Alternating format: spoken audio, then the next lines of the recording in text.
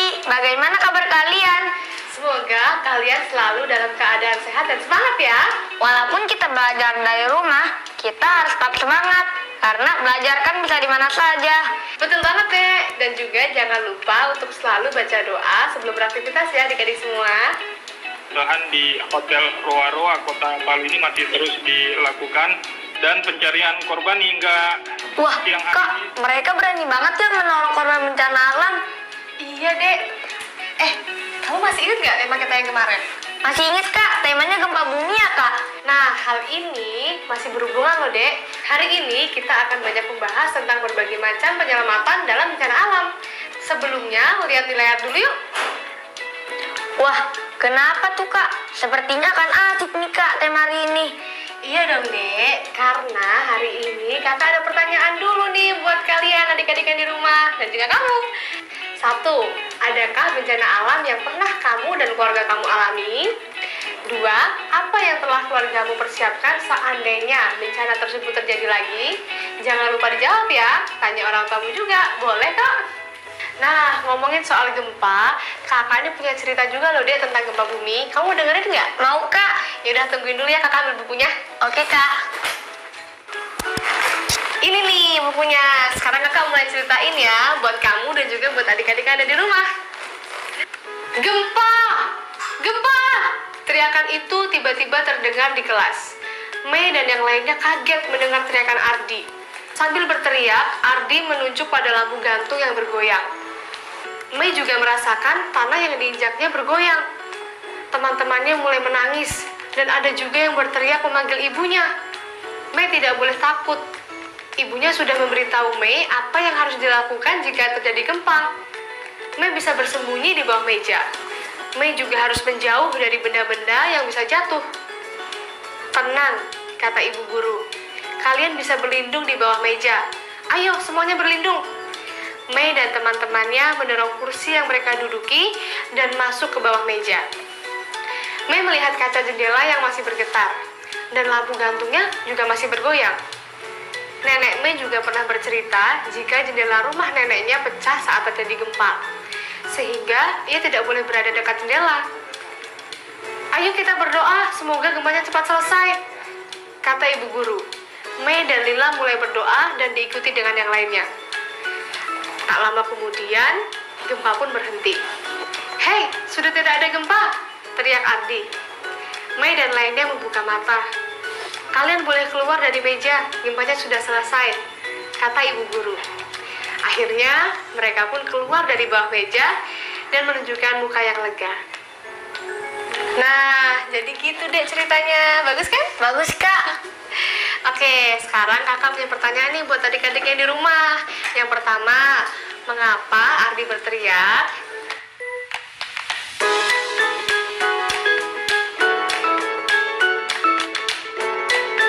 Kedua, apa yang ditunjuk Ardi?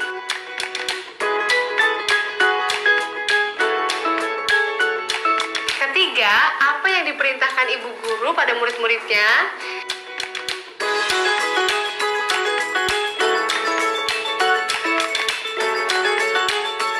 Keempat, mengapa tidak boleh berada di dekat jendela ketika terjadi gempa?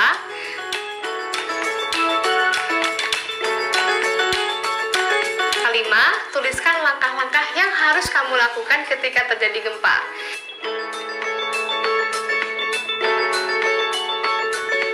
Dan keenam, menurut kamu, apa yang akan kamu lakukan jika berada di sekolah tersebut?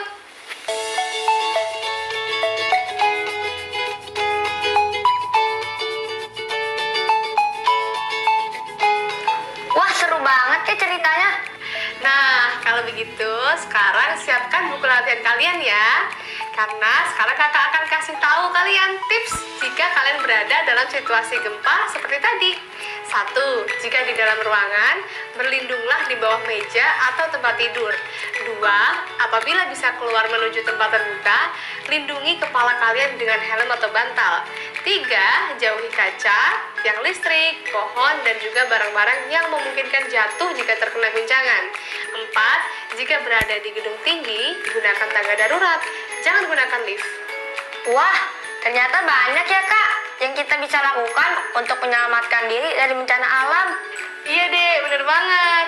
Oh ya, untuk adik-adik yang di rumah, yuk kita menulis, cari jawabannya ya. 1.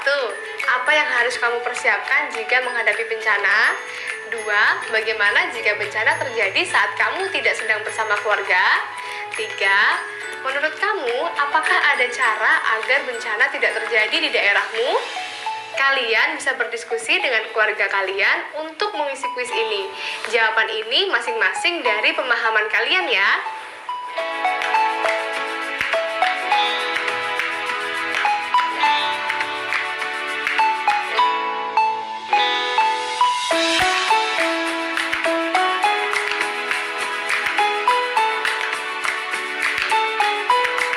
Kalian pernah melihat rambu-rambu lalu lintas kan? Yang paling umum adalah rambu lalu lintas lampu merah, kuning, dan hijau. Nah, rambu ini selain mengatur pengendara, juga pemberitahuan agar pengendara lebih berhati-hati. Rambu peringatan bencana pun juga seperti itu loh, agar memperingatkan kepada warga untuk lebih berhati-hati saat melintasi daerah rawan bencana alam. Nah, sekarang saatnya kamu melatih kemampuan kamu untuk mengartikan rambu-rambu bencana yang ada. Kalian bisa lihat di layar dan jangan lupa alat tulisnya disiapkan terlebih dahulu ya. Kalian bisa memilih jawaban sesuai dari gambar yang ada. Gampang bukan? Sekarang kan memang zamannya belajar sambil bermain. Yuk sekarang kita bahas jawabannya. Kakak yakin nih adik-adik yang di rumah pasti sudah pada pintar untuk jawab tentang rambu bencana alam, ya kan? Oke deh, langsung aja ya kita bahas jawabannya. Kita sesuaikan gambar aja ya. Nomor 1 adalah daerah rawan gunung berapi. Nomor 2 adalah daerah rawan tsunami. Dan nomor 3 adalah daerah rawan banjir. Ada juga nomor 4 adalah daerah rawan gempa bumi. Setelah itu nomor 5 adalah daerah rawan kebakaran. Oke, pasti banyak yang benar semua kan? Gimana adik-adik? Adik juga benar semua, Kak. Wah, hebat banget sih kamu. Harus dong, ini kan pengetahuan dasar. Jadi harus paham ya adik-adik tentang rambu ini. Karena sangat penting jika kalian tengah berpergian, rambu adalah pengingat serta peningkat kewaspadaan. Benar teman-teman, harus selalu diingat ya. Nah, gimana dek? Udah paham kan? Paham sih Kak, tapi aku baru sadar kalau banyak banget ya cara penyelamatan dirinya. Karena kamu sudah paham, kamu pasti bisa deh untuk menjawab pertanyaan-pertanyaan kakak. Oke, aku sudah siap Kak. Oke, kita mulai ya. Pertanyaan pertama, jelaskan bagaimana cara menyelamatkan diri saat gempa jika di dalam ruangan. Jadi jawabannya adalah Berlindung di bawah meja seperti Mei atau di bawah kasur. Yeay! Banget, next ya. Iya Kak. Bagaimana jika gempa terjadi dan kalian berada di luar ruangan? Oke Kak, sudah Kak. Gimana? Jawabannya, lindungi kepala dengan helm dan jauhi pohon, tiang listrik, kaca, dan benda yang bisa jatuh jika terkena guncangan.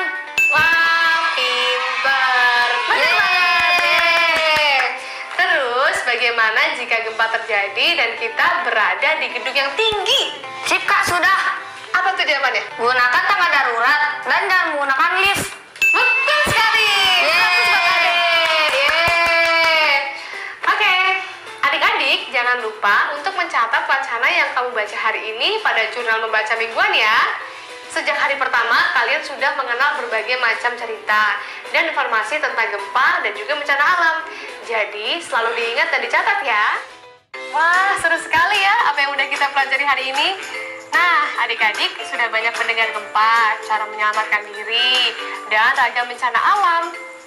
Tahukah kamu saat gempa melanda kota Palu pada 28 September 2018, terjadi likuifaksi di beberapa daerah di Palu. Likuifaksi itu menyebabkan bangunan yang ada tenggelam ke dalam tanah. Nah, bahaya sekali kan adik-adik? Selalu waspada dan belajar tentang penyelamatan diri saat terjadi bencana alam ya. Karena ini sangat-sangat dibutuhkan.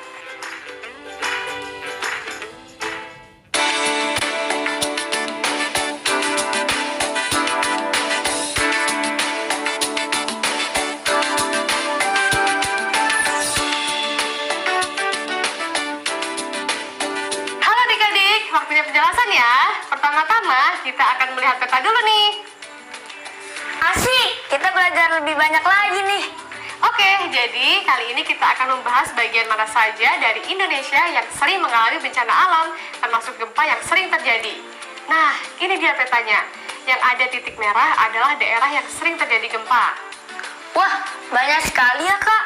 Iya, benar banget Dek. Daerah itu meliputi selatan Jawa, utara Sumatera, Papua, selatan Sumatera, Pulau Seram, Bali, Sumbawa, Sulawesi, Laut Banda, Pulau Jawa, Halmahera, Kepulauan Taulut, dan banyak lagi. Maka dari itu, pelajaran tentang menyelamatkan diri saat bencana alam itu sangatlah penting, Dek. Mengingat Indonesia memang berpotensi besar akan berulang kalinya mengalami gempa bumi atau bencana alam lainnya. Tema hari ini akan sangat berguna sekali ya nantinya Kak. Iya dong, dan tentunya jangan lupa ya untuk adik-adik yang di rumah terus belajar agar ilmu kita bisa bertambah banyak dan mempunyai wawasan yang sangat luas. Iya benar banget Kak. Aku juga mau mengingatkan teman-teman untuk mengisi jurnal membaca ya.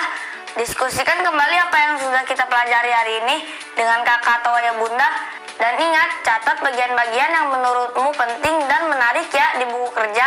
Kami akan kembali setelah yang satu ini. Halo adik-adik, kembali lagi bersama kami di sini. Oh ya, kakak ada pop-up quiz nih. Wah, pop-up quiz apa Kak? Gini deh, jadi coba kalian perhatikan di layar ya. Jangan lupa tetap fokus. Nah, ini pertanyaannya. Jika persegi tambah bintang sama dengan 4 dan persegi panjang tambah bintang sama dengan 4, maka A. Berapa nilai bintang? B. Berapa nilai persegi? Jawabannya A itu 1 dan B itu 3 Kak. Betul sekali jawaban kamu. Yuk lanjut lagi ke soal berikutnya. Jika segi 6 tambah segi 6 sama dengan 20 dan segi 6 tambah persegi sama dengan 16, maka A. Berapa nilai segi 6? B. Berapa nilai persegi? Iya, aku tahu Kak. Jawabannya A itu 10 dan B itu 6. Iya kan Kak? Hebat, betul banget deh. Tapi kakak juga yakin nih adik-adik yang di rumah juga pasti jawabannya benar semua, ya kan? Selanjutnya, yuk kita simak pelajaran berikutnya. Tetap semangat ya adik-adik. Semangat!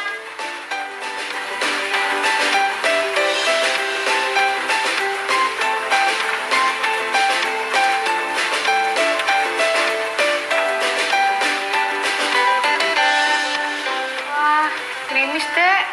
Iya Kak. Tapi emang lagi musim hujan juga sih. Oh iya ya Kak. Iya. Iya. Kakak jadi inget deh. Biasanya kalau musim hujan gini terjadi banjir di mana-mana, Dek. Dan banjir itu juga salah satu bencana alam, loh, Dek. Nah, teman-teman, kamu tinggal di mana? Apakah kamu pernah mendengar daerah yang mengalami banjir? Atau apakah daerah tempat tinggalmu pernah mengalami banjir?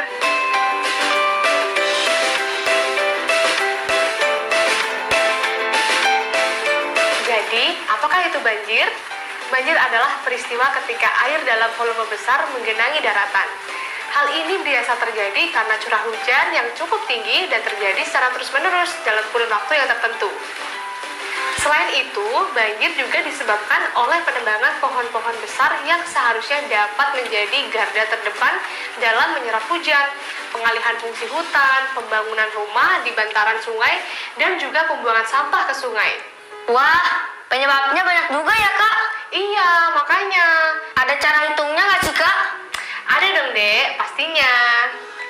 Pada dasarnya, semakin tinggi jarak suatu daerah dengan permukaan laut, semakin kecil potensinya untuk terkena banjir. Para ahli biasanya memberikan rentang skor 1-5 untuk mengkategorikan daerah rawan banjir. Makin tinggi skornya, makin berpotensi terkena banjir. Perhatikan tabel di layar ya. Nah, ini adalah klasifikasinya. Skor 5 kurang dari 10 meter, skor 4 sekitar 10 meter sampai 50 meter, skor 3 sekitar 50 sampai 100 meter, skor 2 sekitar 100 sampai 200 meter, dan skor 1 lebih dari 200 meter. Dengan menggunakan tabel di atas, kita dapat melabeli ketinggian suatu daerah dengan potensi banjir yang dimilikinya. Misalnya, jika suatu daerah memiliki ketinggian 10,9 meter, maka dibulatkan menjadi 11. Kenapa? Karena 10,9 lebih dekat dengan angka 11 daripada 10. Maka ini akan masuk kategori 4 yang masuk daerah rawan banjir. Kok bisa gitu, Kak? Jadi gini, untuk menentukan angka bulatan di belakang koma 1 sampai 4 mengikuti yang bawah, sedangkan 5 sampai 9 mengikuti angka di atasnya.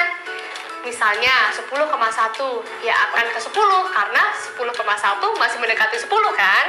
Nah, beda dengan 10,9 yang akan berubah menjadi 11 karena 10,9 mendekati angka 11. Gimana? Paham kan? Paham, Kak? Bagus. Oh iya, tidak hanya waspada ketika banjir ya, kita juga dapat mencegah bencana terjadinya loh. Dengan cara menjaga kebersihan lingkungan sekitar, tidak membuang sampah sembarangan, apalagi di sekitaran sungai, dan turut serta dalam menanam pohon dan merawat pohon. Ayo kita cegah banjir! Ayo teman-teman! Setelah kita mengetahui apakah daerah kita rawan banjir atau tidak, kita harus membuat catatan tentang daerah yang lebih tinggi agar bisa dijadikan tempat menyelamatkan diri saat banjir. Jika banjir, ingat selalu untuk mematikan jaringan listrik di rumah dan letakkan barang berharga di tempat yang lebih tinggi. Wah, Kakak untung ingetin. Pasti teman-teman banyak yang lupa. Diingat terus ya teman-teman. Iya dek, kita harus saling mengingatkan. Sesama manusia emang harus saling tolong-menolong kan? Apalagi urusan saat dalam bencana alam. Nah, dek dan adik-adik juga yang ada di rumah, sekarang kakak akan memberikan sedikit tugas untuk kalian agar kalian bisa hafal betul lokasi kalian berada. Jadi, kalian bisa mengukur sendiri nanti bagaimana potensi tempat tinggal kalian sekarang. Oke, sekarang perhatikan tabel di layar ya. Oke, Kak. Jadi, setelah kalian membuat tabel seperti yang ada di layar, yang akan kalian lakukan selanjutnya adalah 1. Mengisi nomor urut, 2. Nama tempat, 3. Arah dari rumah, 4. Ketinggian, 5. Pembulatan angka. Paham kan adik-adik? Sudah, Kak. Wah, hebat kamu. Oke, aku lanjutin ya. Oke, Kak. Nah, setelah itu, misalnya kalian isi seperti ini. Contoh, nomor 1. Nama tempat Cafe Yes ini berada di sebelah timur rumahku dengan ketinggian 30,4 meter yang dibulatkan menjadi 30 meter. Nomor 2, nama tempat klinik Konita ini berada di sebelah selatan rumahku dengan ketinggian 50,9 meter yang dibulatkan menjadi 51 meter. Nah, contohnya seperti itu. Sekarang kalian buatlah dengan versi kalian dan daerah masing-masing ya. Wah, setelah ini kita akan jadi lebih memahami daerah kita. Kita akan jadi lebih peka nantinya dan mampu berpikir cepat bagaimana cara kita menyelamatkan diri jika terjadi banjir di daerah kita. Iya, Kak. Adik juga merasa terbantu dengan tabel ini. Adik jadi paham kemana harus mengungsi jika ada banjir nanti. Jangan sampai sih, Dek.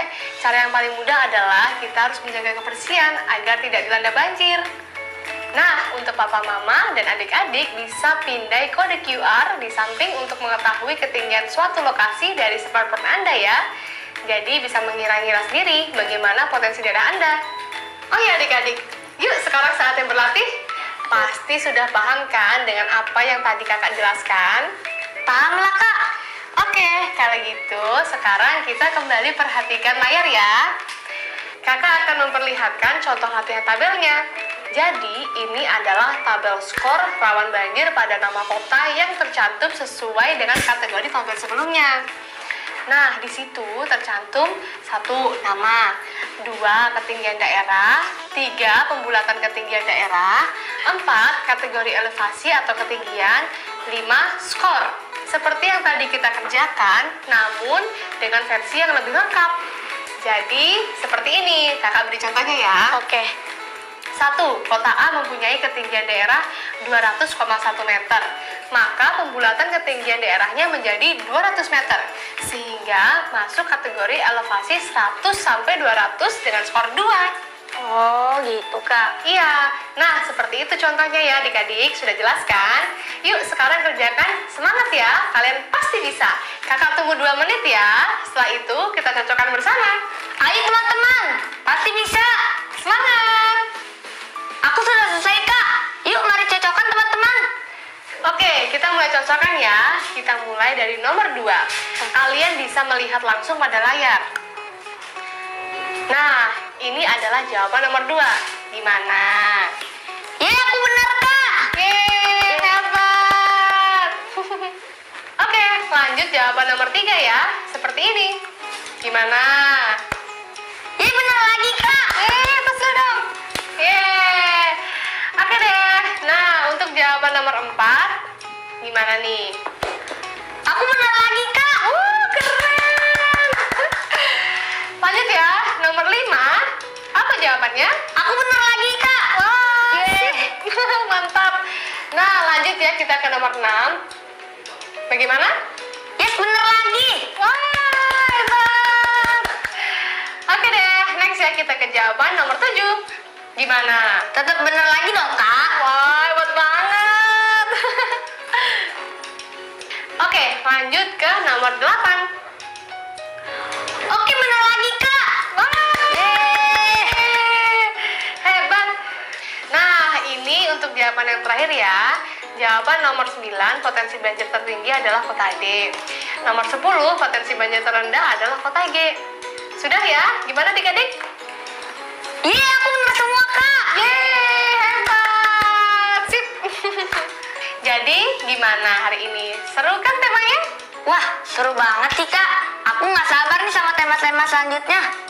Mantap lah adik kakak yang satu ini. Walaupun belajarnya di rumah, tetap semangat ya. Semangat lah, Kak. Semangat. Halo teman-teman, setelah mempelajari semua materi, jangan lupa untuk menuliskan kembali ya apa saja yang kalian pelajari hari ini di buku catatan kalian ya. Hari ini kita sudah belajar tentang membaca cerita gempa di sekolah, perencanaan penyelamatan saat bencana alam, pengenalan rambu-rambu bencana alam, memahami tabel pengkategorian jarak daerah rawan banjir. Dan tadi adik dan juga adik-adik yang di rumah juga sudah menjawab pertanyaan sesuai tabel tentang daerah rawan banjir di sekitar kamu. Memberikan skor rawan banjir pada kota yang tercantum di tabel. Jika mengalami kesulitan dalam menghafal atau memahami materi, mintalah bantuan dari anggota keluarga kamu untuk membantumu belajar. Terima kasih ya adik-adik sudah bergabung belajar bersama kami. Tetap jaga kesehatan kalian dan jangan lupa membantu orang tua ya. Sampai jumpa lagi besok. Dadah! Adik-adik ingat selalu untuk rajin mencuci tangan, menjaga jarak, dan memakai masker jika hendak keluar rumah untuk mencegah penyebaran COVID-19. Sampai jumpa lagi.